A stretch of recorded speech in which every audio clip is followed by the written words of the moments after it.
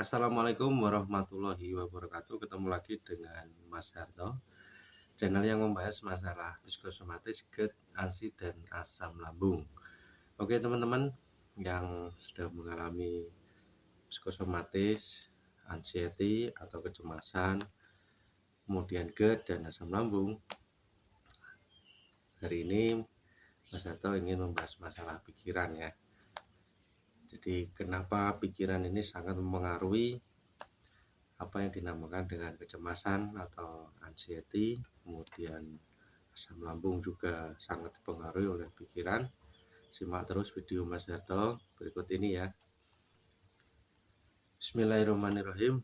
Teman-teman, bagaimana kabarnya hari ini? Semoga tetap diberi semangat ya untuk sembuh, untuk tetap berusaha ya toh, untuk bisa terus berusaha sembuh dengan berbagai macam cara yang teman-teman lakukan sampai saat ini ya.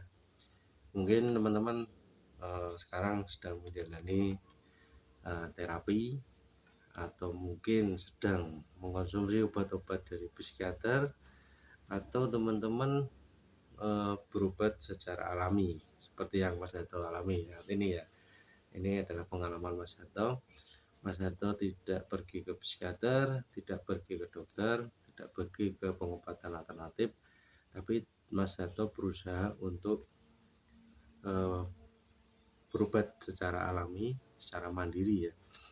Dan alhamdulillah teman-teman ya, dari sekian tahun yang lalu, kira-kira itu sekitar 2015 sampai saat ini 2022, berarti sekitar 7 tahun ya teman-teman ya. Itu waktu yang enggak sebentar ya ternyata ya. Itu mengalami proses yang sangat panjang ya teman-teman ya. Tapi Mas Harto tidak putus asa untuk terus berusaha agar Mas Harto ini bisa kembali normal, bisa kembali sehat ya. Mas Harto berusaha terus menerus, walaupun itu tidak mudah ya teman-teman ya. Dari 2015 Mas Harto kumat, kambuh, kemudian Mas Harto mengalami banyak sensasi, tapi alhamdulillahnya teman-teman ya, Mas Harto itu dalam 7 tahun itu bisa dikatakan sembuh sebentar, sekian bulan kambuh lagi, tapi sebentar kembali. Karena apa? Karena pikiran ini belum bisa dikendalikan. Nah begitu Mas Harto bisa mengendalikan pikiran, alhamdulillah teman-teman ya, hidup Mas Harto sudah mulai sedikit demi sedikit mengalami banyak perubahan ya teman-teman. Perubahannya itu apa ya? Banyak ya teman-teman ya. Perubahannya itu yang dulunya itu mungkin terlalu banyak mikir, terus memikirkan suatu hal-hal yang tidak seharusnya dipikir. Nah, sekarang sudah mulai agak santai, agak rileks dan sebagainya ya. Nah ini nanti Mas Harto ingin membahas masalah itu. Semoga dalam video ini bisa menginspirasi teman-teman untuk bisa sembuh juga ya. Karena saya yakin, Mas Harto yakin bahwa teman-teman tuh juga bisa sembuh ya. Nah jangan sampai nanti teman-teman mengalami seperti yang Mas Harto alami ya. Karena Mas Harto nanti akan memberikan trik-triknya untuk bisa lebih cepat sembuh ya, lebih cepat pulih, agar teman-teman tuh bisa kembali normal ya. Nah kalau misalnya teman-teman itu tidak menemukan trik-triknya, nah itu nanti teman-teman akan itu selalu bolak-balik ya. Jadi intinya tuh enggak ketemu, jadi ya akarnya enggak ketemu ya. Nah teman-teman tuh akan mengalami hal-hal yang sama terus menerus, sehingga teman-teman tuh bisa lama sembuhnya ya.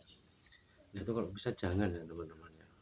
Jadi Mas Harto mohon teman-teman untuk menonton video-video Mas Harto yang sudah Mas Harto upload, sehingga teman-teman mempunyai satu gambaran bahwa oh penyakit ini tuh titiknya di sini, oh penyakit ini tuh mempunyai trigger, oh penyakit ini tuh berada di pikiran.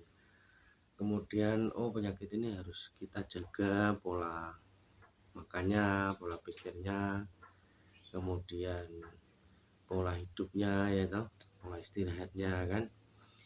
Nah kemudian juga teman-teman nanti akan berusaha untuk belajar mengendalikan kecemasannya bagaimana caranya. Nah itu di video Mas Harto sudah Mas Harto sampaikan ya, kalau misalnya paniknya datang itu apa yang harus teman-teman lakukan itu ya. Kalau Mas Harto cukup simpel ya, Mas Harto tuh berusaha untuk rileks, kemudian olah nafas, kemudian pindah ya teman-teman ya, pindah dari tempat itu ya ke tempat lain, baik jalan maupun ya sekedar kita beralih saja ya, atau duduk kemudian beralih tempat duduk maksudnya. Nah, itu juga bisa untuk mengendalikan kecemasan tadi ya. Jadi ketika panik datang itu jangan sampai teman-teman tuh berada pada titik itu, pada tempat itu ya, teman harus pindah di mana ya, pokoknya jangan jauh-jauh. Pokoknya pindah gitu aja ya. Nah, jangan dari Semarang pindah ke Jakarta misalnya, itu repot nanti. Ya pokoknya pindah aja dulu sementara sambil olah nafas dan olah pikir ya. Olah pikir itu gimana teman-teman? Olah pikir itu mudah teman-teman. Olah pikir itu cuma teman-teman itu mengalihkan fokus pikiran itu ya. Misalnya ini teman-teman memikirkan pohon. Nah teman jangan pikirkan pohon, pikirkan misalnya hewan gitu. Itu sama saja dengan mengalihkan pikiran itu teman-teman. Jadi jangan fokus di titik itu, tapi dialihkan gitu ya. Itu mengalihkan pikiran itu cuma seperti itu. Olah nafas gimana? Olah nafas itu sederhana. Tarik nafas dalam-dalam, kemudian kita keluarkan pelan-pelan. Itu namanya olah nafas. Karena olah nafas itu akan memenuhi tubuh kita lebih banyak oksigen ya, banyak udara oksigen ya, sehingga nanti oksigen itu bisa ke otak kemana-mana, sehingga kecemasan teman-teman itu akan mulai berkurang. Kalau misalnya susah napas, nah, susah napas itu ya sama, itu nanti olah nafas itu akan membantu sedikit demi sedikit. Nah yang penting apa? Yang penting teman-teman itu jangan berpikir negatif tentang banyak hal, apapun itu ya, jangan negatif. Jadi melatih itu memang dilatih teman-teman. Jadi teman-teman ketika berada di suatu tempat, kemudian pikirannya negatif dialihkan ke positif, karena pikiran itu sangat sangat berpengaruh ya teman-teman ya. Itu yang Mas Hato alami, itu pengalaman Mas Hato ya. Nah kalau teman-teman itu mungkin menyangkal, oke enggak apa-apa, tapi coba rasakan teman-teman ya.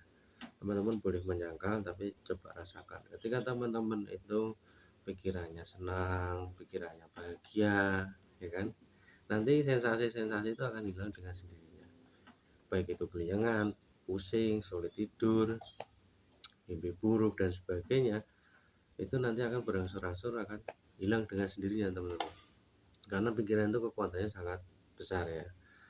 Jadi bagaimana nanti caranya mengendalikan pikiran, itu simak aja di video Mas Hato sebelumnya ya. Itu banyak sekali hal-hal contoh-contoh ya. Karena ketika teman-teman bisa mengendalikan pikiran, sebetulnya masalahnya itu sangat sederhana ya, walaupun cara mengendalikan pikiran itu juga tidak sederhana. Nah ini yang perlu teman-teman pahami ya, karena dengan pikiran itulah teman-teman nanti akan menjadi sehat ya, menjadi normal kembali. Karena ketika kita di mana saja itu kalau pikiran negatif ya sudah, nanti teman-teman akan mengalami sensasi-sensasi terus. Teman-teman pergi ke suatu tempat, pikiran negatif nanti timbul lagi sensasinya, begitu terus menerus ya teman-teman ya. Jadi kendalikan pikiran, kemudian jaga makan, pola makan. Nah kalau pola makan itu teman-teman sendiri yang merasakan. Jadi kalau makan ini kok nanti efeknya nggak enak, ya sudah berarti nggak usah makan itu kan gitu. Cukup simpel ya teman-teman ya. Kalau teman masih enjoy dengan makan makanan yang nggak pantang ya alhamdulillah itu ya, ya makan aja, yang penting buat teman-teman itu posisinya tuh senang bahagia, jangan mikir yang aneh-aneh gitu ya. Karena itu tadi, kalau teman-teman banyak mikir ya sudah, nanti sensasi-sensasi itu akan timbul dengan sendirinya teman-teman. Oke teman-teman, itu saja dari video Mas Hato kali ini ya.